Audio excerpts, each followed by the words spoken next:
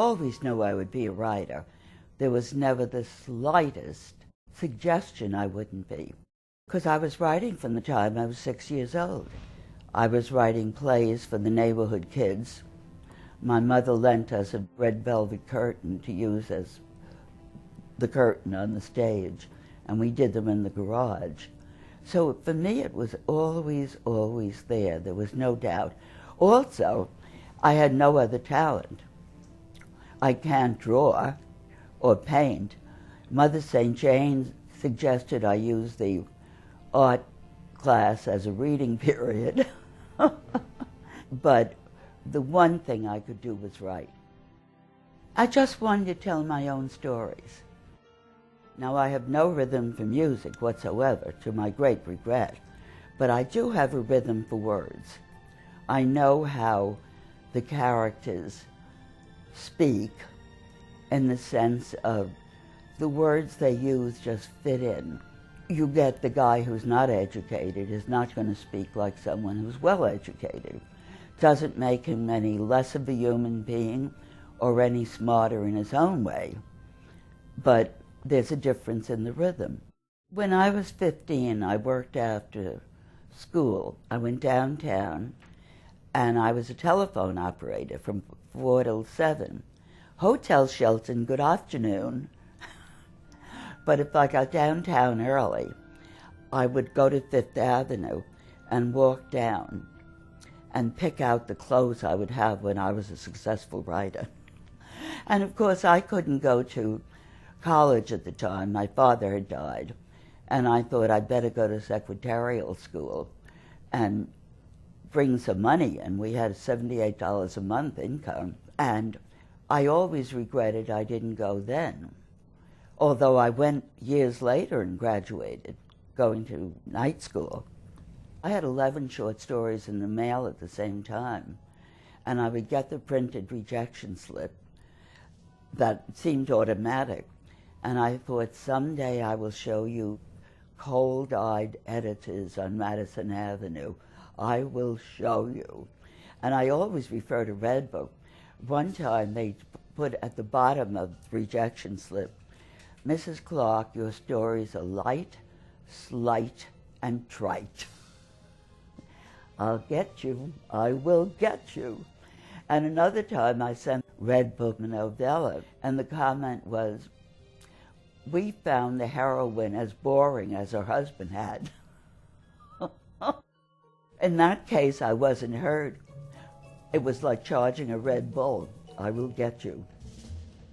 And then I started to sell to the magazines. If I didn't sell here, I sold in England for less money. I had made about $7,000 the year before, which was good by the prices of those days. And I had made $50 by the September of 1964.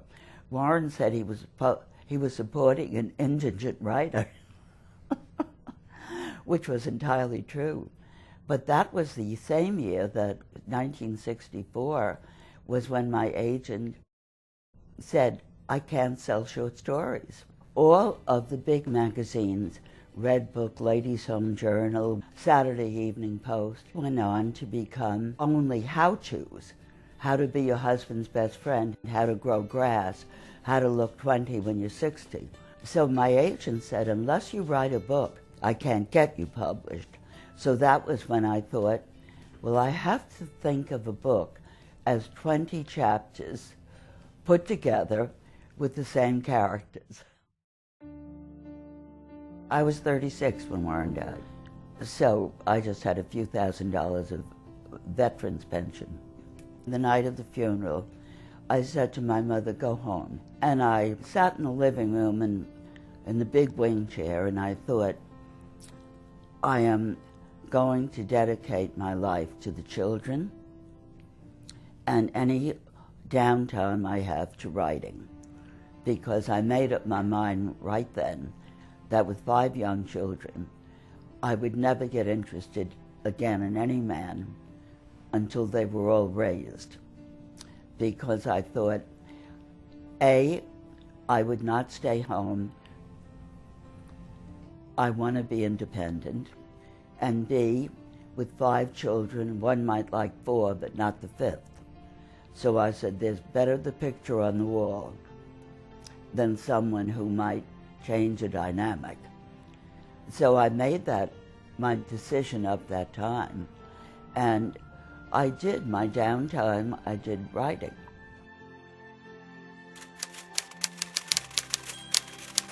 I really want to write every day. I used to get up at 5 o'clock, and that was the most creative time in the world. The phone doesn't ring, the bell doesn't ring, even the dog wasn't awake. Now I'm not that good. I can't get up that early. I get to work after breakfast. You look for ideas. For example, I read the newspaper and take the nucleus of an idea, of a story, and say, now that would work. I mean, well, years ago I based Where Are the Children on a famous trial. Alice Crimmins was accused of murdering her 2 children, not going out dancing and the house burned down, but the deliberate murder. She was acquitted on one, found guilty on the other, and the conviction was reversed. She spent very little time in prison, came out, married her wealthy contractor boyfriend, and lived happily ever after. But my take from it, suppose an innocent young mother is found guilty of the death of her 2 children, and then 6 years later, to the day, on her 31st birthday, the children of her second marriage disappear. Oh, God.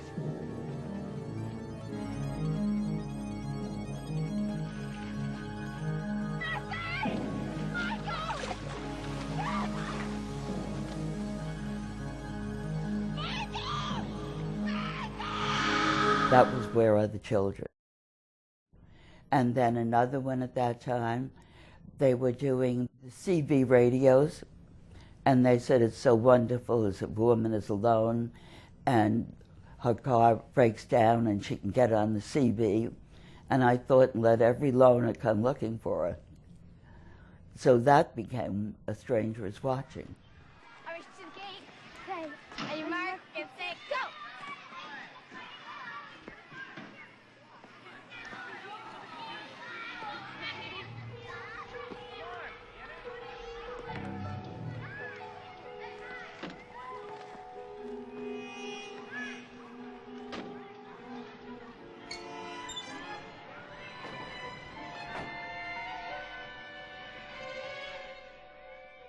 There's always something.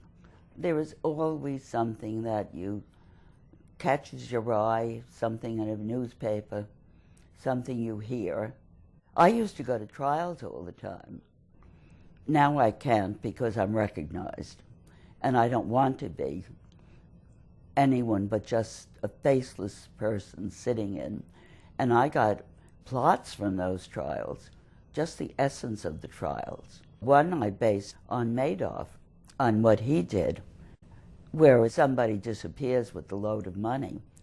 Was his son involved in it? I always have to know where the book is going. It's as though you're going from New York to California, and you don't know whether you'll go by the north route or the south route, but you know that you're going to end up in California. And you have to know who did it. And I do bios of the people, where they went to school, what kind of family background they have. So I've got to know the people before I can start writing. And the first 50 pages are always rewritten and rewritten and rewritten until I get to know the people. In fact, when John and I were married 20 years ago, widower, I was writing a book, and he said to one of my daughters, I'm worried about your mother. This book is useless. Might as well throw it out the window. The characters are dull. The situation is terrible. And Patty said, oh, for God's sake, we've heard that for 30 books. I see people whom I've known, and I visualize that face and hear the way they talk. There was one time when I did a book, Still Watch, and in it I have a guy who is very pompous, who wants to know if your father went to Yale with his father, that kind of stuff. And I had a character in the book who sounded like that. And I always read the first copy of the book. Now I'm not looking to change a word here or there. I read it as a reader. And when I read that book, this guy jumped out. It was obviously my friend's husband. I mean, it was so obvious, I was sweating blood. And about 2 weeks later, my friend phoned and she said, "Oh, Mary, we had read Still Watch." I thought, oh, dear God, what's she going to say? She said, "That character," named the one who was after her husband, "John and I know so many people just like that." I said, "Thank you, God, I will never, ever come that close." Do you recognize the handwriting? Yes. My father wrote this. Do you have any idea why she was carrying your name and address in your father's handwriting? No. Maybe he met her on a business trip and commented on how much she looked like me and gave this to her thinking she could look me up if she came here. 9 months ago? I'm sorry, Lieutenant Story. I am just as confused as you are. Well, first, what is the plot? You've got to know what the plot is. This one does something, this one lost something. In the first one, 2 children vanish, and the mother is going to be accused of their murder. Mrs. Eldridge, I think it's going to be better for everybody if we continue this down at the station. I didn't hurt the children. And you know the guy who has the children and what he's planning to do to them. So it's an hour by hour, minute by minute. And it only takes place in 8 hours, that book. Where are the children? I think it's always in the back of your mind what you're doing, or maybe part of the front of your mind. I remember one night when I was doing Loves Music, Loves to Dance, and I didn't want someone to say he went that-a-way. And I thought, how can I get them to know where he has taken her? And in the middle of the night, I woke up and said, "LoJack." That was the part Theresa, the first one. And I had to change the location in New Jersey of where the guy, what town he was in, because they had the police had the tracer in it. And that was a moment of absolute inspiration. Suppose, what if, and why. Suppose the situation happened. What if, instead of this true case, you can expand it into something else? And the big question is why. There has to be a reason an action was taken. There has to be a motive.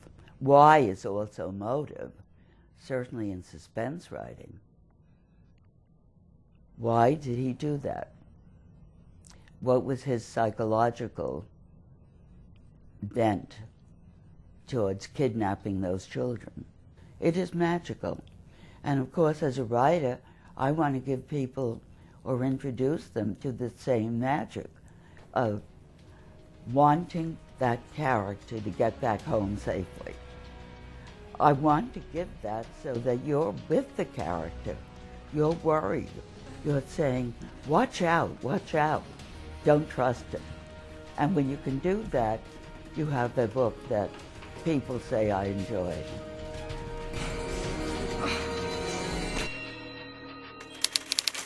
I think you start at home with role models. Certainly my mother, and certainly the memory of my father, because I was Daddy's girl. I think Charles Dickens, the Bronte sisters, Betty Smith jumps to mind, A Tree Grows in Brooklyn. That was a brilliant book, absolutely brilliant.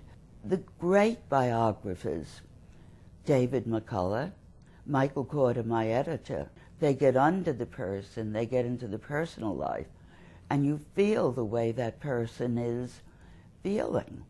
You know them as people as you do in fiction. The poets, and I love the poets of the 19th century, the rhyming of them. The highwayman came riding up to the old inn door. You can hear the horses' hooves when you're doing that. Little boy blue, and don't you go away, he said, and don't you make any noise. And toddling up to his trundle bed, he said to his pretty toys. And while he was dreaming an angel song, awakened our little boy blue. Oh, the years are many, the years are long, but the little toy friends are true. Now, to me, that's poetry. I have had to defend where I live, in New Jersey, and it infuriates me when I hear people knock New Jersey. They've never been here, for God's sake. That's why I've set 5 or 6 books in New Jersey. One in Saddle River. I called it Chapin River, that very first one. One in Ridgewood. One in Mendham. One in Spring Lake. We have a home there. And it's as though you go back into the 19th century. The Victorian houses, the look and the feel of it, absolutely lovely. I want people to realize that New Jersey has many beautiful communities, and that's why I want a medal.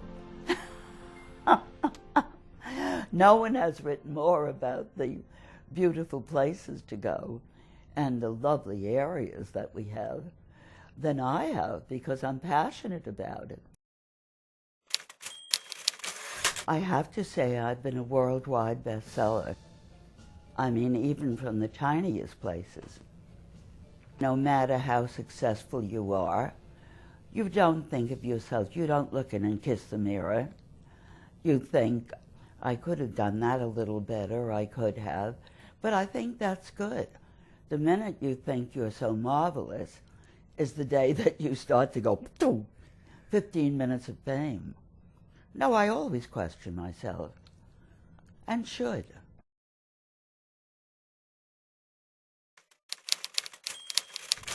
It's a source of energy to be working.